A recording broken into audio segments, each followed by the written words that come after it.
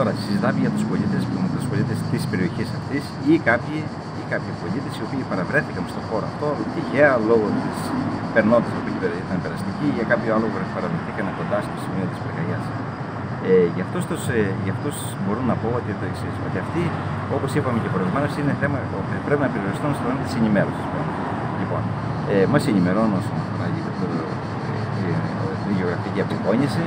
Διάφορα σημεία επίσης μπορούν να μας ενημερώσουν αν υπάρχουν τα υδροστόμια, τις πηγές, άλλες πηγές ύδατος και διάφορα όσον αφορά όταν κατά τη διάρκεια της πυρκαγιάς μπορεί έστω και ένα ποτήρι νερό ή ένα μπουκάλι νερό την ώρα που ο πυροσβέστης δεν έχει πρόσβαση με ανθρώπους, άλλους ή με τα δικά μας μέσα, ούτως ώστε και αυτό είναι πάρα πολύ καλό. Αυτή θα έλεγα ότι οι πολίτες θα πρέπει να ακολουθούν τις οδηγίες της πυροσβεστικής ή κάποιο άλλο αρμόδιο φορέα.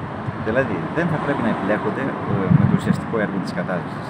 Θα πρέπει να περιορίζονται και να καλύπτουν σύμφωνα με τις οδηγίες του χώρου του σπιτιού τους, να περιορίσουν τον χώρο του σπιτιού τους με ένα λάστιχο έξω στην αυλή τους, το να καθαρίζουν τα χόρτα τους για να μην φτάσει εκεί η πυρκαγιά και ό,τι άλλο μπορούν μικροπράγματα τα οποία που είναι μέσα στον χώρο το δικό τους, χωρίς να βγαίνουν και να προσπαθούν να εμπλακούν με πυροσβεστικές επιχειρήσεις.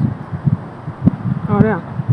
Άρα μπορεί να είναι και επικίνδυνο για έναν πολίτη που δεν έχει εκπαίδευση, έστω εθελοντή του πυροσβεστικού σώματος, να πάει να σβήσει φωτιά. Σωστά. Εμείς πάντα σε οποιαδήποτε εκπαίδευση ή ενημέρωση προς τους πολίτες, πάντα τους λέμε δεν θα πρέπει να εμπλέκονται με τίποτε όταν δεν είναι εκπαιδευμένοι. Άρα, οι εκπαιδευμένοι είναι οι πυροσβέστες επαγγελματίες και οι εθελοντές πυροσβέστες. Οι πολίτες είναι πολύ που μπορεί να είναι καθοριστικό και επικίνδυνο για την ασφάλειά τους το να βγουν έξω για να εμπλακούν με τέτοια θέματα.